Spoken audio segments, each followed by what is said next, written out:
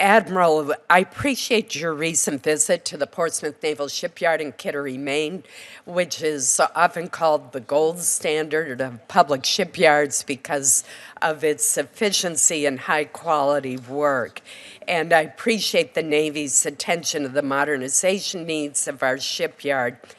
I noticed that in this year's budget request, the Navy is seeking authorization and partial funding for the $715 million multi-mission Dry Dock 1 extension.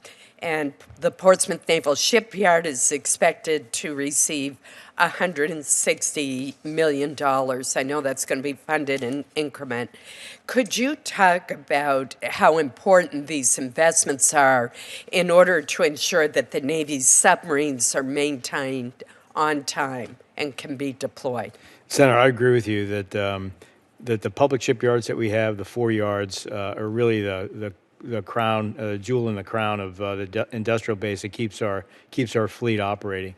Up in Portsmouth and the other yards, the average age of these yards is 76 years old. Portsmouth is 200, by the way. It's the oldest one in the country. And so the infrastructure we've neglected, honestly, for a long time. It's fair to say that the condition of the infrastructure across those 4 yards is poor. Hence our investment of $20 billion for the integrated optimization plan. We have 3 projects ongoing this year. One of them is at Portsmouth. We have 8 MILCON projects in the 21 budget. 2 of those are for Portsmouth, and they're spread across the other yards as well. And so we consider those. We would like to keep that investment strategy on track and continue to put money against it for all the reasons that you stated, ma'am.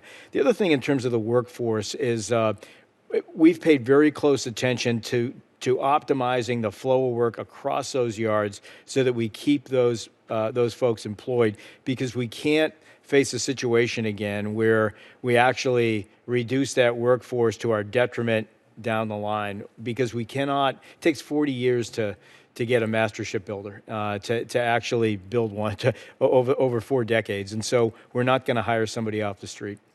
Thank you, Mr. Chairman.